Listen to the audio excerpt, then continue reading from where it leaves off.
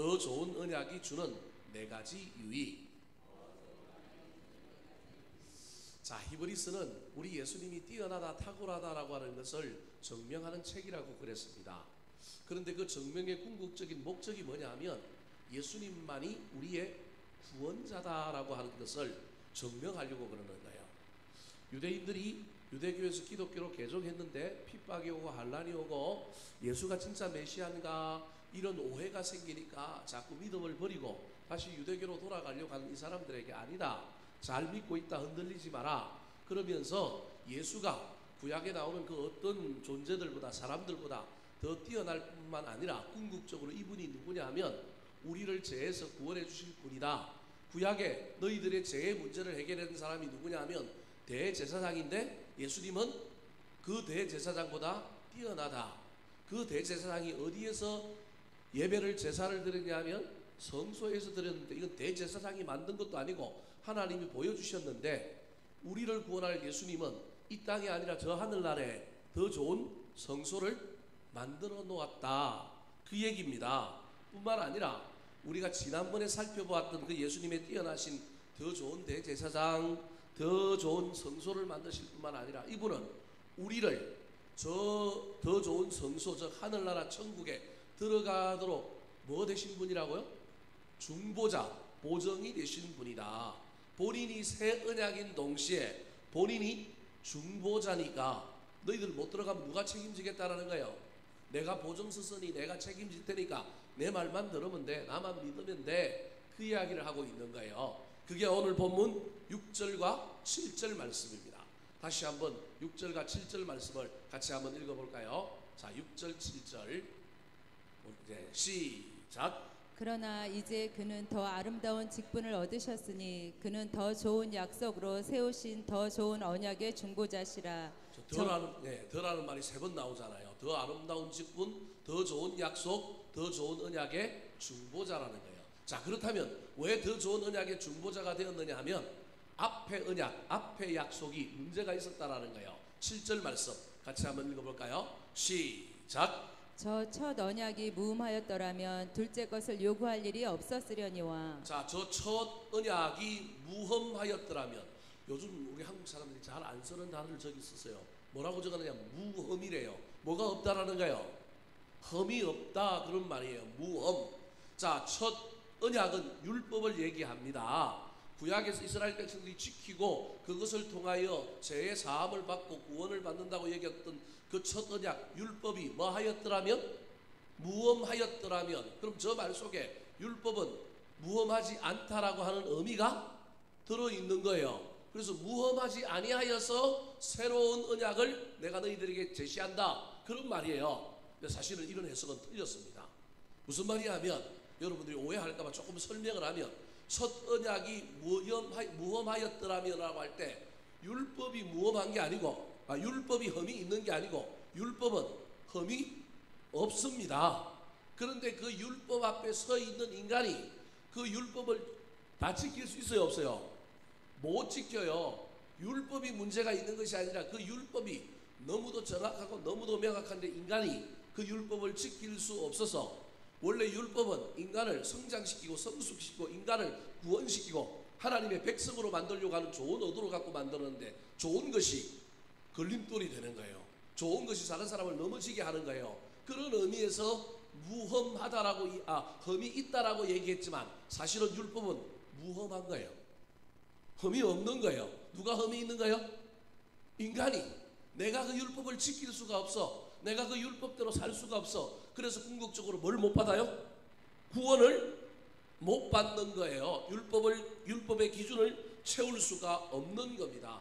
그래서 뭐가 필요하냐면 율법이 흠이 있는 게 아니라 율법이 흠이 없지만 율법보다 더 기가 막힌 율법보다 더 좋은 언약 예수 그리스도가 이 땅에 와야 하는 거예요.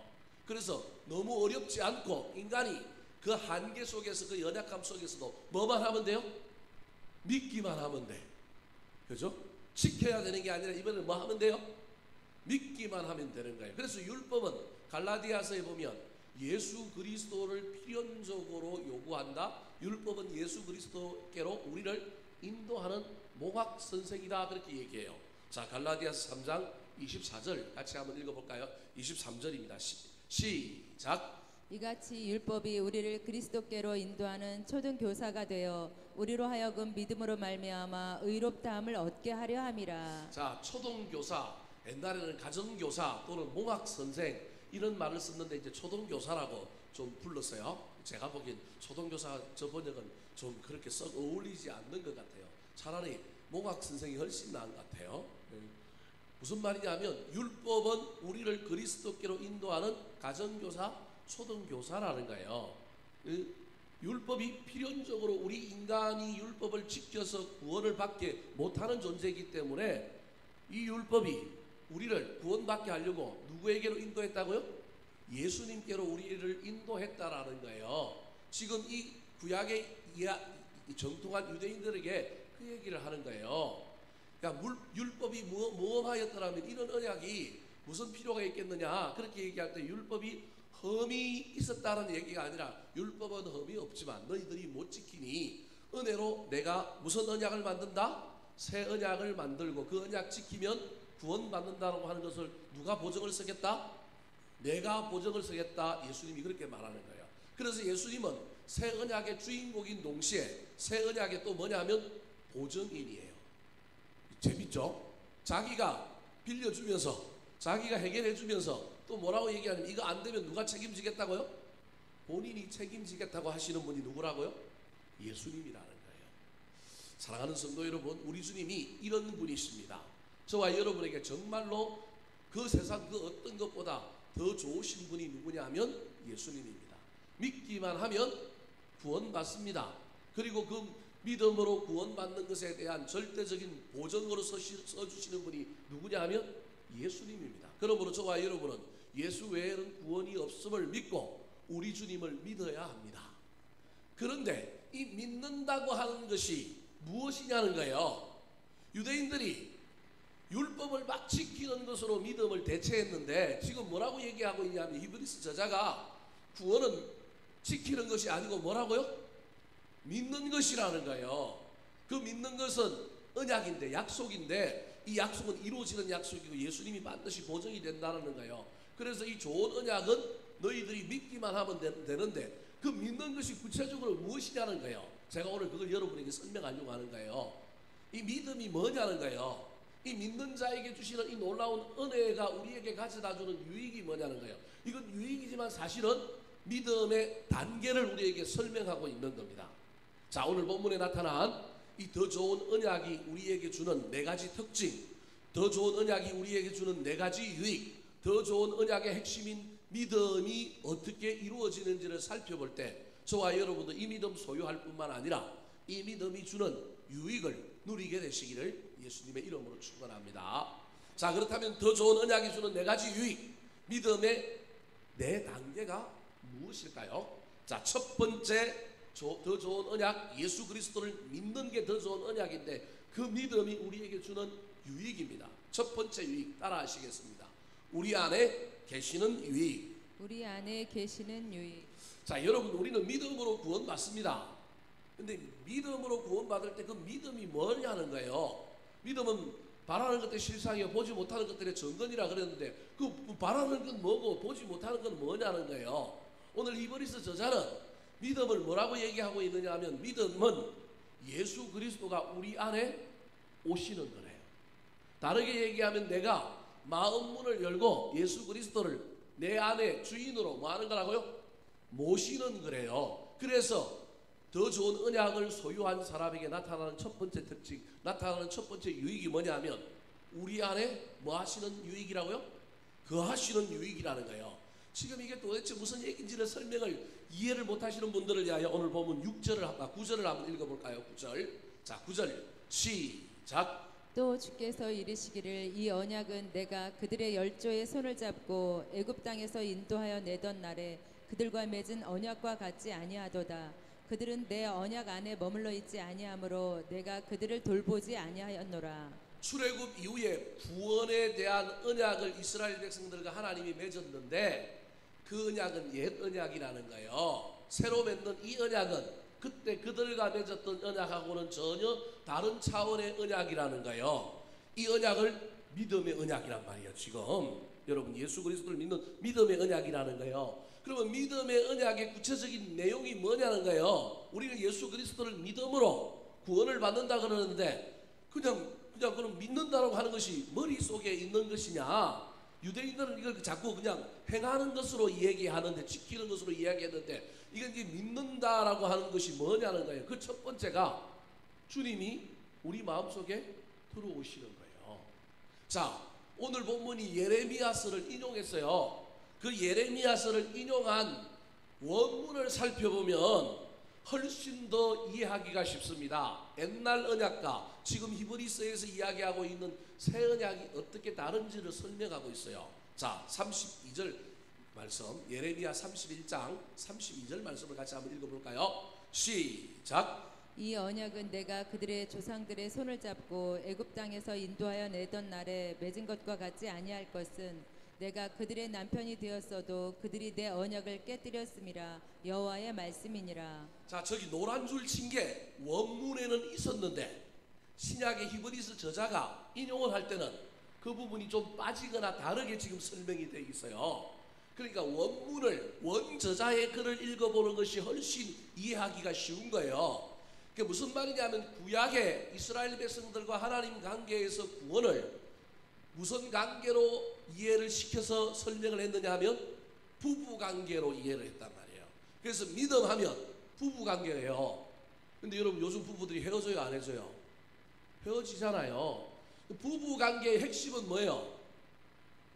부부가 결혼 서약을 하고 결혼을 했는데 뭘 지켜야 돼?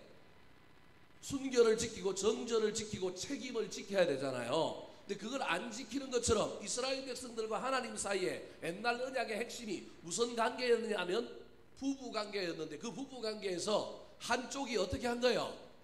그 언약을 뭐 해버렸다고요? 깨트려 버린 거예요. 그게 호세아서에 나오는 이야기잖아요. 깨트려 버린 거예요. 그래서 이 관계가 깨어져 버린 거예요. 아, 이런 언약은 아무리 이런 언약은 옛날의 믿음과 관련된 이런 언약은 부부관계로 이렇게 바깥에 있어가지고는 깨어지더라.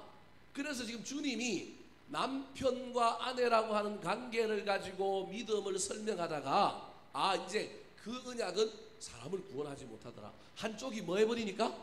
깨트려 버리니까 이 구원이 일어나지 않더라. 그래서 새 언약을 주시는데 이 새 언약은 그런 것이 아니고 새 언약은 뭐냐 하면, 자, 앞에 화면을 한번 보여주시겠어요? 앞에 하면 시작. 또 주께서 이르시기를 이 언약은 내가 그들의 열조의 손을 잡고 애굽 땅에서 인도하여 내던 날에 그들과 맺은 언약과 같지 아니하도다. 그들은 내 언약 안에 머물러 있지 아니하므로 내가 그들을 돌보지 아니하였노라. 자, 남편 관계, 남편과 부부 관계, 남편과 아내 관계에 대한 이야기를 저기 9절에서는 신약 성경에 인용하면서 뭐라고 얘기냐면 그들은 내 무슨 아내? 언약 아내라고 이야기한 거예요. 믿음이 어디에 있었느냐면 언약 안에 있었단 말이에요. 근데 언약을 깨뜨리면 뭐도 깨지는 거예요? 믿음도 깨져서 뭘 못 받는 거예요? 구원을 못 받는 거예요. 이게 옛 언약의 실체라는 거예요. 그래서 새로운 언약을 만드는데 그 새로운 언약은 조금 내용이 달라. 이번에는 언약 안에 바깥에 있는 것이 아니라 이 언약이 어디로 와요? 안으로 들어와요. 자, 10절 그 다음 하면 10절입니다. 오늘 본문 10절 시작. 또 주께서 이르시되 그 날 후에 내가 이스라엘 집과 맺을 언약은 이것이니 내 법을 그들의 생각에 두고 그들의 마음에 이것을 기록하리라. 나는 그들에게 하나님이 되고 그들은 내게 백성이 되리라. 바깥에 있어 갖고는 깨어지니까 언약을 어디에 두겠다고요? 안에 두겠대요. 그래서 저기 보시죠. 그들의 생각을 내 법을 그들의 어디에 두고? 생각에 두고 그 다음에 어디에 둬요? 마음에 두는 거예요. 여기만 두는 게 아니고 어디에도 둬요? 마음에도 두는 거예요. 다르게 이야기하면 언약 대신 예수님이, 언약이 지금 안에 들어온다니까 언약의 주인공이 누구예요? 예수님이잖아요. 예수님이 어디에 들어오겠다라는 거예요? 생각에. 그 다음에 또 어디에 들어오겠다는 거예요? 마음에 들어오겠다라는 거예요, 여러분. 생각과 마음에 들어와서 너희들이 더 이상 뭐 하지 못하게? 이 언약을 떼어버리고 깨트리지 못하게 여기다가 심겨놓고 여기다가 심겨놓으면 이 구원은 깨트릴 수가 없어서 너희들이 구원받을 수 있겠다라는 거예요. 그러면 믿음이라고 하는 것은 뭐냐 하면 주님을 주인으로 모실 때, 인정할 때 그 인정이 우리 머릿속에 들어오는 거예요. 그분을 주인으로 모시고 내가 주님을 따라 살겠습니다라고 결단하고 결심할 때 어디에 들어오는 거예요? 마음에 들어오는 거예요. 이게 믿음이라는 거예요. 우리는 믿음을 예수 믿습니다 이렇게 말하는 것 자체를 이야기하는데 그 말함으로 여러분 우리의 머리가 주인을 바꿨어. 주인이 누가 됐어요? 예수님이 돼서 우리 마음이 심정적으로 마음의 중심 보좌에 자리를 누구에게 내어줬어요? 예수님에게 내어준 거예요. 그래서 요한복음에 내가 너희 안에, 너희가 누구 안에? 내 안에. 그 얘기인 거예요. 이게 믿음이라는 거예요. 우리는 믿음을 그냥 유대인들처럼 주일날 교회 나오고 11조하고 봉사하고 헌신하면 이게 믿음이라고 이야기하는데 그건 믿음의 결과예요. 그게 믿음이 아니라는 얘기가 아니고 그건 뭐라고요? 믿음의 결과라니까. 믿음 없는 사람도 그건 할 수 있어요, 없어요? 할 수 있어요. 그런데 믿음은 뭐까지 합쳐져야 되느냐 하면 생각, 그리고 뭐요? 마음. 이게 우리가 흔히 얘기하는 중심, 그렇게 얘기하잖아요. 이게 믿음이라는 거예요. 믿음. 그래서 마음을 누구에게 내어주느냐? 머리, 가치관을, 생각을, 우리의 이 이성을 누구에게 내어주느냐? 예수님에게 내어주는 걸 이게 믿음이라는 거예요. 이게 첫 번째라는 거예요. 이게 새 언약 예수 그리스도를 믿음으로 소유한 사람이 보이는 믿음의 특징 첫 번째. 이게 뭐냐면 이게 유익이라는 거예요. 그래서 여러분 예수님께서 이 땅에 오셔서 우리를 구원하시고 난 다음에 저 하늘나라로 성천하면서 누굴 기다리라 그래요? 성령님을 기다리라 그래요. 예수님의 대신해서 성령이 어디에 들어오고 싶어 해요? 우리의 머릿속에, 우리의 어디 속에? 마음속에. 이게 뭐라고요? 믿음이라니까. 이게 믿음이라니까요. 여러분 복잡하게 생각하지 마시고 이게 믿음이라니까요. 그래서 여러분, 그런데 우리 주님은, 우리 성령님은 힘이 아주 세셔요. 능력이 아주 많으셔요. 그래서 우리를 강제적으로 막 우리에게 막 UFC 격투기 기술을 걸어와갖고 막 우리를 잡아뜨려가지고 막 안발을 놓고 막 우리를 막 목조르기를 해갖고 항복 해갖고 강제로 우리 가운데 뭐 하실 수 있어요? 들어올 수 있어요. 근데 믿음은 그런 게 아니라는 거예요. 믿음은 누가 그거 문을 열어야 돼요? 우리 주님이 능력이 없어서 그런 게 아니고 우리 주님이 하실 수 있지만 최소한 믿음은 누가 문을 여는 거예요? 머리의 문을 누가 열어요? 내가. 마음의 문을 누가 열어요? 내가. 이게 믿음이라는 거예요. 그래서 믿음이 어떤 행동을 하는 것이 아니고 지극히 추상적인 용어가 그런 거예요. 마음 문을 열고 머리의 문을 여는 주도권은 누구한테 주느냐 하면 우리한테 준 거예요.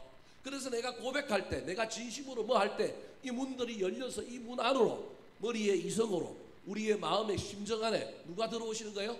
예수님이 들어오시는데 오늘날에는 예수님은 저 하늘나라 가셔서 구속사역 다 감당하시고 천국에서 천상의 사역을 감당하시고 대신 누굴 보내주신 거예요? 성령님을 보내주신 거예요. 이게 성령 충만이에요. 그래서 믿음은 다르게 얘기하면 성령 충만인 거예요. 계시록 3장 20절에 보면 우리 주님께서 뭐라고 얘기해요? 볼지어다 내가 문 밖에서 뭘 두드려요? 문을 두드리는 거예요. 문을 두드려요. 우리 주님이 문 못 열까요? 못 열어서 두드릴까요? 우리 주님이 인격적인 분이에요. 우리 주님이 우리에게 최소한 믿음은 우리에게 뭘 열어달라고 요구하는 거예요? 문을 열어달라고 요구하는 거예요. 문을 여는 게 믿음이라니까요. 문을 여는 게. 근데 우리가 마음은 탁 닫고 생각의 문 닫고 주님 열어보십시오. 성령의 강건적인 역사로 물론 그런 믿음도 있지만 대체로 예수 믿고 구원받은 사람들에게 또 다른 믿음은 구원받은 사람에게 믿음으로 구원받았지만 구원받은 사람들에게 계속 역사하는 믿음은 첫 번째가 뭘 여는 믿음이라고요? 문을 여는 믿음이라니까요. 이 문은 누가 열어줘야 돼? 내가 열어줘야 돼. 내가. 근데 주님이 똑똑똑 두드려. 이영기 목사 준비됐어? 아, 하나님, 예수님 잠시만요. 제가 옷을 안 입었어요. 제가 지금 아직 준비가 안 됐어요. 문을 열어요, 안 열어요? 안 여는 거예요. 그래서 문을 두드린다는 걸 알지만 문을 안 열어주면 그 사람은 믿음이 적어. 문을 두드리라는 걸 알아. 믿음이 없다는 것이 아니고 문을 안 열었기 때문에 믿음이 뭐하다고요? 적어요. 믿음이 좀 오락가락해. 열어야 될까 말아야 될까. 여러분 지금 우리 신앙생활 가운데 이런 엄청난 일이 우리 안에 있는 거예요. 그래서 더 좋은 언약인 예수님을 우리가 소유한 사람, 그 더 좋은 언약을 소유하는 사람, 그게 믿음인데 그 믿음은 첫 번째가 뭐라고요? 문을 여는 거라니까요. 여러분 제발 문 좀 열어요. 우리 주님이 저와 여러분의 삶의 현장에 와가지고 맨날 우리의 머릿속에 노크를 똑똑똑 한다니까요. 우리 마음에 뭘 해요? 노크를 똑똑한다. 근데 우리는 착각해요. 주님이 우리 어디 안에 있다고요? 내 머리 안에. 어디에 있다고요? 내 마음 안에. 물론 있는 사람도 있어요. 대체로 없는 사람이 많아요. 여러분 계시록 3장 20절이 볼지어다 내가 문 밖에 서서 할 때 그 얘기가 안 믿는 사람에게 하는 거예요? 믿는 사람에게 하는 거예요? 믿는 사람에게 하는 거라니까요. 여러분 그게 첫 구원의 행위에 대한 이야기가 아니라 첫 구원의 행위를 받았음에도 불구하고 그 삶의 믿음이 나타나지 않는 사람들에게 우리 주님이 또다시 찾아오신 거예요. 그럼 소아시아 지역 일곱 교회 하시는 거잖아요. 특별히 라우디게아 교회 하시는 거잖아요. 여러분 교회가 믿음으로 구원받았지만 다시 뭘 닫아버린 거예요? 문을 닫아버렸다니까. 여러분 지금 이 유대교에서 기독교로 개종했던 사람이 예수를 믿어서 개종했다니까요. 근데 지금 또 어떻게 해버렸어요? 문을 닫았다니까. 지금 사랑하는 성도님, 저와 여러분이 날마다 문을 닫았다, 날마다 열었다, 날마다 주님을 모셨다, 날마다 주님을 죄송합니다 내쫓았다 하신다 하는 게 저와 여러분이라니까요. 제가 지금 구원의 믿음, 오직 의인은 믿음으로 말미암아 살리라, 그리고 믿음으로 구원받는다는 데 대한 이야기가 아니라 지금 믿음으로 구원받았지만 헷갈리는 사람들에 대한 이야기란 말이에요. 이 얘기가 예정론의 관점에서 그럼 이 사람이 뭐 구원받았느냐 안 받았느냐 이런 걸 따지려고 좀 얘기하는 것이 아니고, 여러분 이 유대인들이 처음에는 믿음 안에 뭐였어요? 들어왔던 사람들이에요. 근데 지금 헷갈려가지고 다시 열렸던 문들을 다 어떻게 해버린 거예요? 닫아버린 거예요. 닫아버리면 남편과 아내의 관계로 유지를 잘하다가 고난이 생기고 문제가 생기면 언약을 깨트려버리니, 깨트려버리지 않게 하여 주님이 지금 어디에 들어오기를 원한다고요? 저와 여러분의 삶 속에 들어오기를 원하는 거예요. 근데 우리 인격적인 성령님, 인격적인 예수님은 강제로 들어오지 않고 우리의 믿음을 확인하기 위하여 문은 누가 열어주기를 원해요? 우리가 열어주기를 원해요.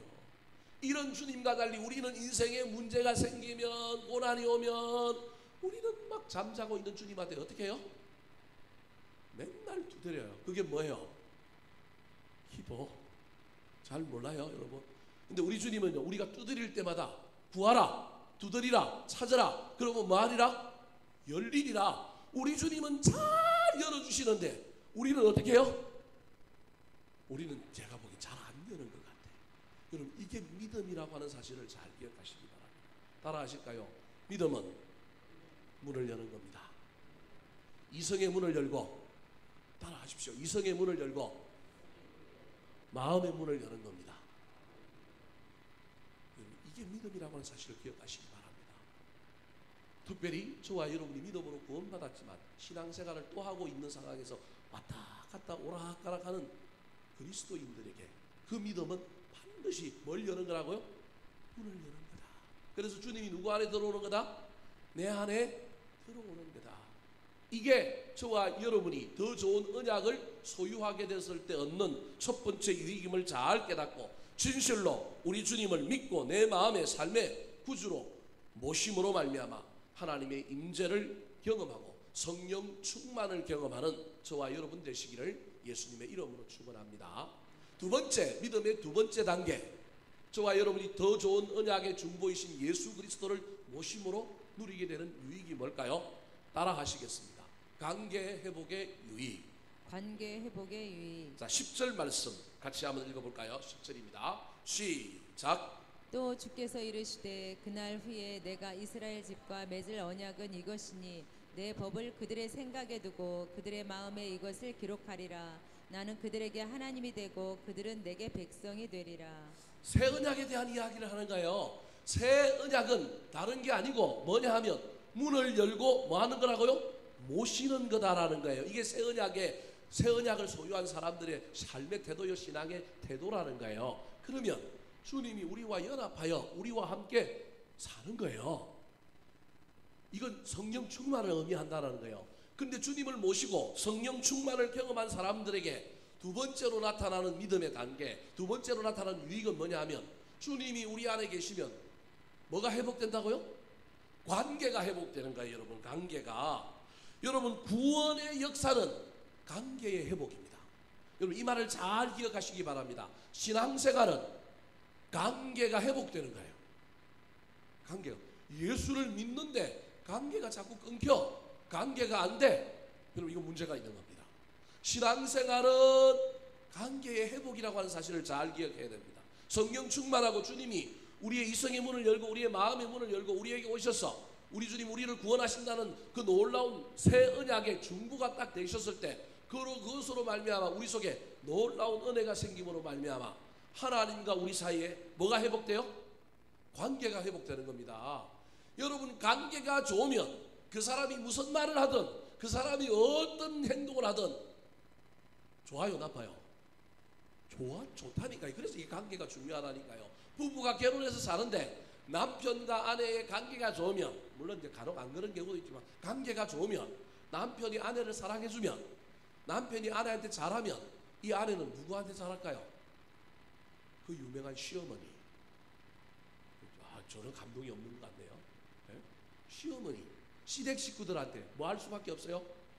잘할 수밖에 없답니다. 왜냐하면 이 관계가 좋으니까. 이 관계가 좋으니까. 이 관계가 안 좋으니 저 시댁 식구들이 나한테 인간이 가지고 있는 기본 정서, 기본 태도를 가지고 나를 대해도 내 눈에는 전부 어떻게 보여요? 부당하고, 내 눈에는 전부 어떻게 보여요?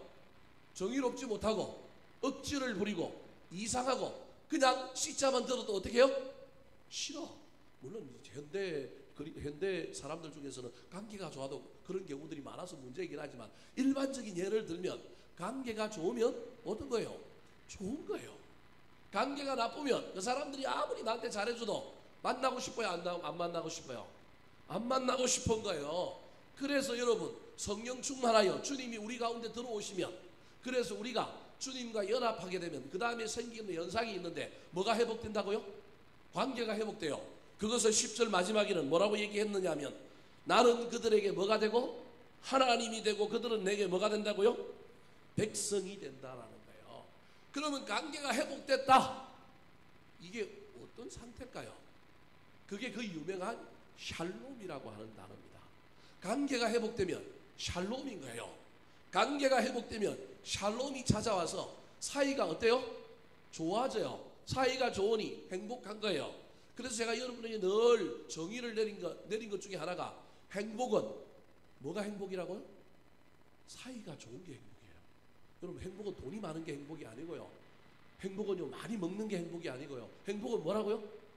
사이가 좋으면 행복한 거라니까요.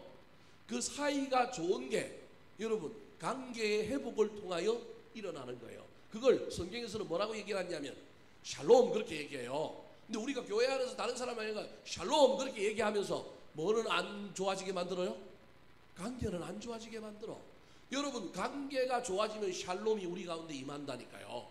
특별히 하나님과의 그 샬롬 관계가 회복된 사람은 사람과의 관계에서도 어떤 일이 일어나요? 관계의 회복이 일어나는 거예요. 그래서 신앙은 관계의 회복인 거예요. 그게 화목인 거예요. 하나님과 우리 사이의 화목, 죄로 인한 그 샬롬을 파괴하는 그 모든 담을 얼고, 그래서 우리가 화목해 하는 직책, 그 직분을 받아서 또 사람들과 뭐 하는 거예요? 화목해 하는 거예요. 그래서 여러분, 예수님이 아기 예수로 베들레헴의 빈들에 왔을 때 목자들이 찬양을 했습니다. 뭐라고 찬양했어요? 하늘에는 영광, 땅에는 뭐라고요? 평화. 여러분, 이게 뭐예요? 샬롬인 거예요. 저와 여러분이 샬롬하면, 저와 여러분이 관계가 좋아지면 누가 영광을 받아요? 하나님 영광을 받는다니까. 그래서 우리가 샬롬이라고 인사하는 이유가 여기에 있는 거예요.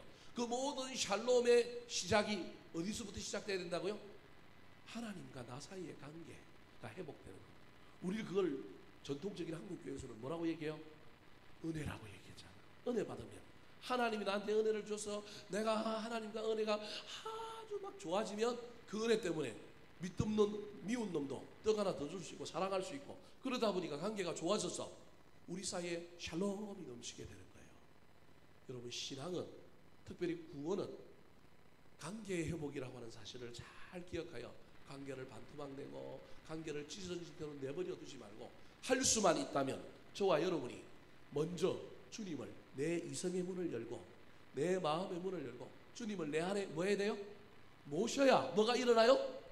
하나님과 나 사이에 뭐가 일어나요? 관계의 회복, 은혜가 생기는 거예요. 그래야 그 다음에 뭘 할 수 있어요? 사람들과의 관계도 회복하여 샬롬이 임할 수 있다는 사실을 잘 기억하여 주님을 내 안에 모시고 연합함으로 성령 충만을 입어 관계가 회복된 사람이 될 뿐만 아니라 그 관계가 회복된 그 능력 가지고 사람들과의 관계에서도 샬롬을 전하며 살게 되시기를 예수님의 이름으로 축원합니다. 제가 지금 믿음의 단계를 지금 여러분에게 얘기하고 있어요. 첫 번째 믿음의 단계가 뭐 하는 거라고요? 문을 열고 주님을 바깥에 두는 게 아니라 뭐 하는 거예요? 내 안에 모셔서 연합해야 되는 거예요. 그때 그 다음에 일어나는 믿음의 단계가 뭐라고요? 관계가 회복되는 거예요. 저와 여러분의 믿음의 지금 단계가 어디 있는지 살펴봐야 돼. 옛날에는 내가 문 열어서 주님 모셨는데, 제가 이야기했잖아요. 우리 자주 자꾸 주님 쫓아내고 또 뭐 해버려요? 문 닫아버린다니까. 그래서 주님이 오늘도 저와 여러분의 집에 찾아와서 뭐 할 가능성이 있어요? 문도 드릴 수 있어요. 저와 여러분이 이걸 반복한다니까. 제가 지금 구원받는 믿음에 대한 이야기 하는 게 아니고 구원 이후에 우리의 믿음에 대한 네 가지 단계를 여러분에게 지금 소개하고 있는 거예요. 첫 번째가 문 여는 거예요. 기억하십시오. 이렇게 쉽게 설명했는데도 믿음이 뭔지도 모르고 막 믿음을 엉뚱한 것으로 자꾸 생각하면 큰일 납니다. 봉사하는 것, 11조 하는 것, 예배하는 게 믿음이 아니고 그건 이 모든 일들로 인하여 생겨나는 결과일 뿐이에요. 그거 한다고 믿음이 있다고 볼 수는 없어요. 이 모든 일과 그 결과가 합쳐지면 얼마나 좋아요. 믿음은 문을 여는 거예요. 문을 열어서 주님을 모심으로 말미암아 뭐가 회복돼요? 두 번째가 관계가 회복되는 거예요. 세 번째 믿음의 단계, 더 좋은 언약이신 우리 주님을 우리가 믿음으로 말미암아 생기는 유익입니다. 따라 하시겠습니다. 알아가는 유익. 11절 말씀 같이 한번 읽어보겠습니다. 11절. 자, 같이 읽겠습니다. 시작. 또 각각 자기 나라 사람과 각각 자기 형제를 가르쳐 이르기를 주를 알라 하지 아니할 것은 그들이 작은 자로부터 큰 자까지 다 나를 알미라. 제가 이렇게 설교하니까 전혀 색다른 걸 여러분에게 가르치는 것 같지만 이게 전통적으로 기독교 교리에서 가르쳤던 내용인데 우리가 이걸 다 까먹어버리고 이 생각 안 하는 거예요. 그냥 A에서 Z까지 있었는데 뭐만 기억하느냐 하면 A와 Z만 기억하는 거예요. 그 중간을 우리가 지금 너무 몰라요. 우리가 믿는다라고 얘기할 때 뭘 믿는지, 그 믿음이라고 하는 것 속에 뭐가 있는지를 다 까먹어버린 거예요, 사실은. 그래서 너무 교조적으로, 너무 형식적으로, 너무 구조적으로만 딱 처음과 끝만 알고 있는 거예요. 중간이 없는 거예요. 그래서 제가 여러분에게 지금 설명을 하려고 하는 거예요. 이게 새 언약에 들어있는 내용이기 때문에 이걸 제가 여러분에게 설명하는 거예요. 새 언약 예수 그리스도를 믿음으로 말미암아 저와 여러분이 구원을 이루는 이 놀라운 일 가운데 이게 있다니까요. 첫 번째가 문을 여는 것, 두 번째가 관계가 회복되는 것. 관계가 회복됐으면 친해지잖아요. 친해지다 보면 여러분 몰랐던 걸 어떻게 돼요? 알아가는 게 정상이잖아요. 여러분 젊은 청춘이 둘이서 만났어요. 맨날 전화하고 맨날 데이트를 해요. 그런데 그 젊은 청춘들이 모르는 것도 있어요. 지들이 24시간 붙어 있어 봤어요? 안 있어 봤어요? 안 있어 봤어요. 잠깐 있었단 말이에요. 나머지 시간에 잠깐 있을 때 잘 보이려고, 이쁘게 보이려고, 잘 하려고 하는 모든 에너지를 다 가지고 와갖고 그 시간에 집중했으니 최상의 컨디션과 최상의 모습으로 만났단 말이에요. 그래서 관계는 회복됐어요. 이제 그 다음에 이제 문제가 생기는 거예요. 신앙도 마찬가지예요. 관계 회복했다고 끝나는 게 아니고 그 다음에 뭐 해야 되느냐 하면 몰랐던 것, 새로운 것을 알아가야 돼요.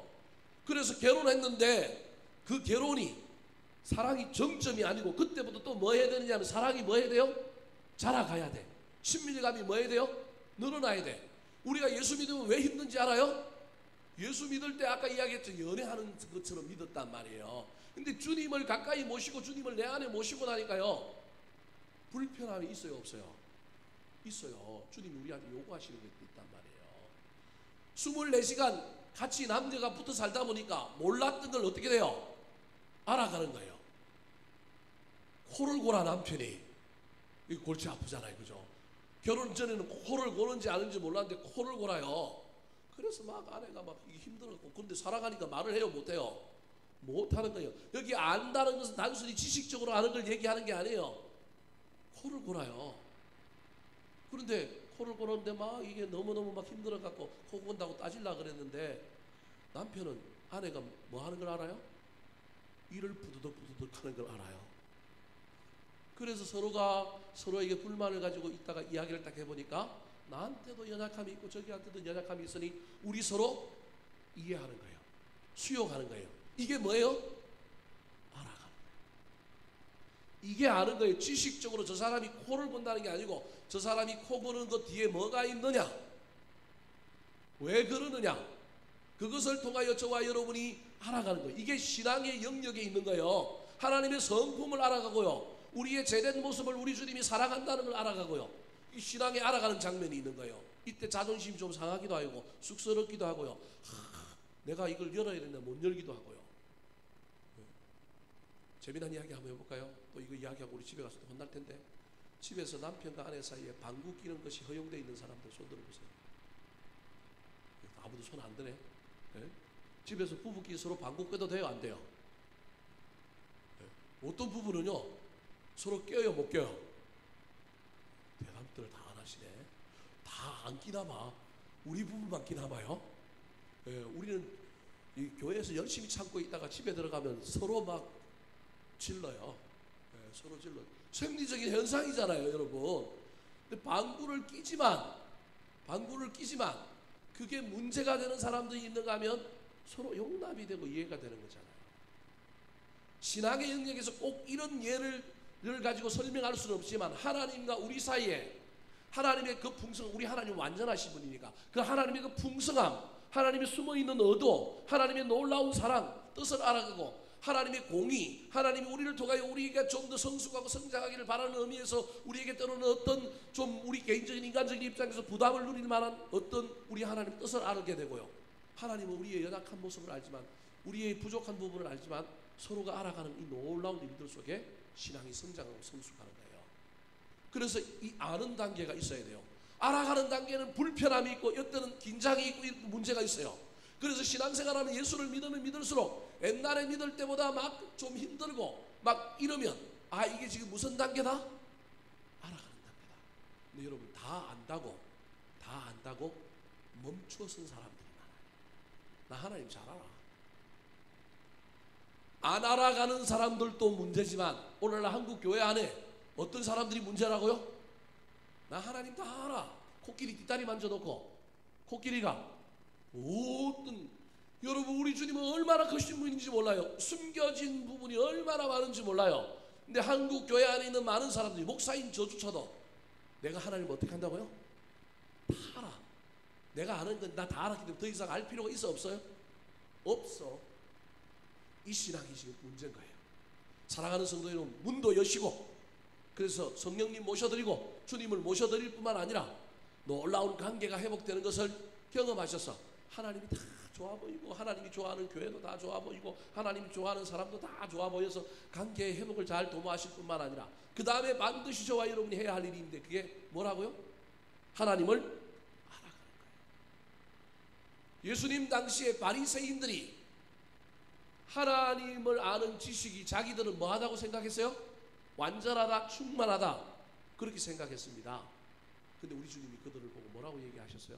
독사의 자식들이라 그러면서, 또 마태복음 23장에 가면 회칠한 뭐라고요? 무덤이다 그래요. 이 외식하는 자들아 그래요. 너희들이 다 안다고? 너희들이 다 지킨다고? 왜 안 자라가냐는 거예요. 613개만 딱 만들어 놓고 그것만 지키면 된다고? 하나님이 613개 안에 갇힐 수 있어? 근데 너희들은 왜 613개만 만들어 놓고 있어? 그것도 너희들이 문을 열고 마음을 열어서 지켜? 아니면 어떻게 지켜? 외식적으로 지켜? 우리 주님이 막 혼냈잖아요. 이 놀라운 사실을 유대인 중에 유대인이었던 누가 깨달았느냐 하면 바울 사도가 깨달았어요. 그래서 바울 사도가 로마 교회에 편지를 쓰면서 그 유대인들이 가지고 있는 그 잘못된 것을 설명하는데, 뭐라고 설명하는지 볼까요? 자, 로마서 10장 2절 말씀 같이 읽겠습니다. 로마서 10장 2절. 자, 나와라. 시작. 내가 증언하노니 그들이 하나님께 열심히 있으나 올바른 지식을 따른 것이 아니니라. 뭐는 있어요? 열심은 있는데 뭐가 없어요? 지식이 없어요. 누구를 아는 지식이 없어요? 하나님을 아는 지식이 없어. 오늘날 저와 여러분이 하나님 아는 지식도 없이 교회에서 열심히 뭘 봉사하고 이런다고 또 안 섬기고 봉사 안 할까봐 걱정이긴 한데, 여러분, 저와 여러분의 섬김과 봉사에 뭐가 같이 붙어야 되느냐 하면 하나님을 아는 영성이 붙어야 하는 거예요. 그래서 저와 여러분이 기도해야 되고, 저와 여러분이 말씀을 봐야 되고, 저와 여러분 훈련해야 되는 이유가 여기에 있는 거예요. 물론 사람에 따라 은사가 달라서 이게 힘든 분도 있고 이게 훨씬 나은 분도 있지만, 반드시 저와 여러분이 이게 조화를 이루어야 하는 거예요. 지식과 영성이 조화를 이루어야 된다. 하나님 아는 것과 저와 여러분이 교회 안에서 뭘 열심을 내고 활동하는 것이 조화를 이루어야 반드시 그 신앙이 아름다운 신앙이 되는 거예요. 구약의 호세아 선지자도 마찬가지입니다. 이스라엘 백성들이 왕정 말기가 되니까 그들에게 하나님 아는 게 사라져버린 거예요. 그래서 이 백성이 무지해서 망하는도다. 그러면서 뭐라고 얘기합니까? 호세아 6장 3절 말씀 같이 한번 읽어볼까요? 시작. 그러므로 우리가 여호와를 알자, 힘써 여호와를 알자. 그의 나타나심은 새벽빛같이 어김없나니 비와 같이 땅을 적시는 늦은 비와 같이 우리에게 임하시리라 하니라. 사랑하는 성도 여러분, 구원받은 사람은 결혼한 사람입니다. 결혼하고 나면 그 다음에 뭘 해야 된다고요? 더 알아가야 합니다. 이때 갈등이 있을 수 있습니다. 더 친밀해져야 됩니다. 신랑이 신부한테 너 통장 내놔 이럴 수 있어요. 너 그거 좀 고쳐. 너 이빨 가는 거 고쳐. 그럴 수 있어요. 무슨 말씀이 이해되셔요? 하나님을 알아가는 데는 뭐가 있느냐면 진통이 있을 수 있다니까요. 문제가 생길 수 있어요. 하나님을 알아가는데 막 좋은 것만 알아가는 그건 연애라니까요.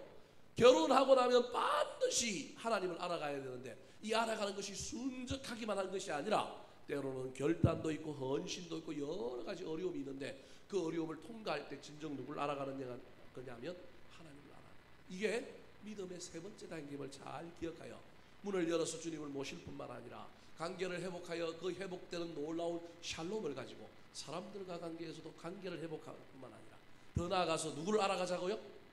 하나님을 알아가자. 이게 세 번째 단계. 네 번째, 믿음의 네 번째 단계, 또한 저와 여러분이 새 언약의 중보 되신 예수 그리스도를 믿음으로 누리게 되는 유익, 따라 하시겠습니다. 기억하지 않는 유익. 12절 말씀 같이 한번 읽어볼까요? 12절 시작. 내가 그들의 불의를 긍휼히 여기고 그들의 죄를 다시 기억하지 아니하리라 하셨느니라. 우리 하나님은 기억하지 않는 분이에요. 대속의 죄에 대해서는, 구원의 문제와 관련된 죄에 대해서는 묻는 분이다, 안 묻는 분이다? 안 묻는. 기억을 한다, 안 한다? 잊어버렸다. 일사부재리의 원칙에 의하여 과거에 얽매이지 않고 우리 주님은 잊어버렸어요. 우리 주님은 망각의 주님입니다. 불꽃 같은 눈을 가지고 계시지만 우리 주님은 잊어버리신 분이에요. 근데 문제는 저와 여러분이 문을 열고 주님을 모셔드리고 관계를 회복하고 그 다음에 알아가다가 저와 여러분이 또 뭐 할 수 있다고요? 또 주님 나가세요. 그리고 또 뭐 할 수 있다고요? 문을 걷어갈 수 있다. 근데 우리 주님이 문 닫았다고 두구두구 가슴에 품고 있다가 무슨 일 생기면 옛날에 그랬지. 죄송해요. 우리 여자분들, 남자들보다 누가 그런 경향이 더 강해요? 여자분들이 좀 더 강하잖아요. 남자분들 중에 그런 게 없다는 얘기가 아니고요. 남자도 쫀쫀하면 그러더라고. 과거의 이야기 다 끄집어내더라고요. 그래서 우리 주님이 만약에 저와 여러분이 믿음 가지고, 이 구원의 문제가 아니고 구원 이후의 믿음에 대한 이야기를 지금 제가 한다니까 여러분 착각하면 안 돼요. 자꾸 내보냈다 그러니까 구원에 떨어졌다고 착각하지 말고요. 저와 여러분이 교회 안에 있고 믿음 안에 있지만 주님을 우리 마음에 모셨다가 다시 또 어떻게 해요? 알아가고 관계도 회복하고 하다가 우리 주님을 또 뭐해요? 내보냈어. 그래서 또 문을 또 어떻게 했어요? 닫았어요. 우리 주님 입장에서는 거절감을 당한 거야. 우리 주님 입장에서는 이게 말도 안 되는 일이 벌어졌어. 그래서 우리 주님이 삐져가지고 내가 너 아니면 갈 데 없냐? 그리고 우리 주님이 가버리는 분이 아니라 우리 주님은 뭘 기억하지 않는 분이라고요? 죄를 기억하지 않는 분이라서 우리 지금 딱 까먹었어. 자기가 거절 받았는지 안 받았는지를 뭐 하신 분이고? 뭐 하신 분이라고요? 망각하신 분이에요. 잊으신 분이에요. 그래서 또 뭐 하는 거예요? 또 문을 두드려. 여러분하고 저하고 한번 실험해 보실래요? 우리 집에 여러분이 왔는데 실컷 잘 대해주다가 또 갑자기 나가. 근데 여러분이 또 두드려. 또 나가고 또 막 잘 해주다가 또 나가. 그 다음에 여러분 우리 집에 오고 싶어요? 안 오고 싶어요? 갑자기 막 잘 있다가 막 쫓아내버려요. 근데 우리 주님은 그것을 기억하신다 안 하신다? 이게 무슨 얘기일까요? 저와 여러분이 구원받은 이후에 살다 보면 때로는 롤러코스터를 타서 저와 여러분이 넘어지고 자빠지지만 우리 주님은 저와 여러분을 여전히 한결같이 똑같이 사랑으로 또 대해주시는 거예요.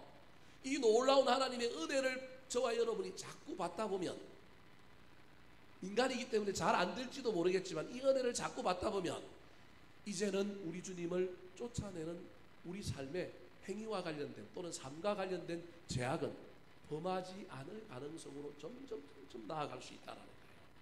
여러분, 그래서 베드로후서 2장 22절에 보면 사도 베드로가 흩어진 공동체에 편지를 보내면서 제발 여러분이요 이렇게 좀 살지 마십시오. 예수 믿었으면 좀 저와 여러분이 성장하고 성숙해야 되지 않겠습니까?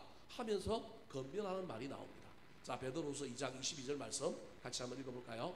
시작. 참된 속담에 이르기를 개가 그 토하였던 것에 돌아가고 돼지가 씻었다가 더러운 구덩이에 도로 누웠다 하는 말이 그들에게 응하였도다. 개가 지가 토해놓고 지가 어떻게 해요? 먹어요. 지가 똥 싸놓고 어떻게 해요? 지 똥을 누가 먹어요?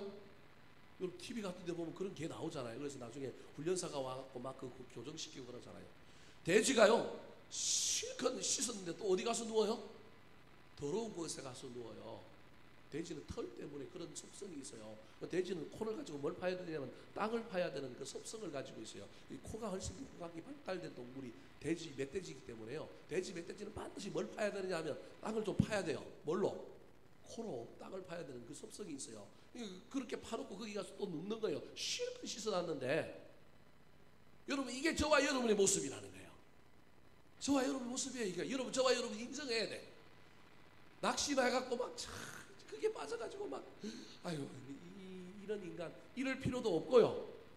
무관객해가지고 계속 돌아가서도 안 된다라는 거예요. 우리 주님은 저와 여러분에게 기회를 계속 주시는 분이에요. 문을 열었다 닫았다 열었다 닫았다 계속 하지만 우리 주님은 다시 뭐 하시는 분이라고요? 문 두드리시는 분이에요. 여러분 이 놀라운 하나님의 은혜를 저와 여러분이 경험하면 우리의 믿음은 성장할 겁니다. 때로는 넘어지고 자빠지고 산을 오를 때 오르락내리락 오르락내리락 하지만 저와 여러분은 산의 정상에 올라가듯이 올라갈 겁니다. 그래서 여러분 날마다 저와 여러분이 뭘 기억해야 되냐? 문 열었나? 우리 주님 지금 어디 서 있나? 여러분 살펴야 합니다. 믿음 가지고 있다고 한다면 내가 믿음에 대해서 이야기한다 그러면 반드시 저와 여러분이 지금 주님 어디 계시지? 살펴야 합니다. 문 여는 자가 되어야 돼요.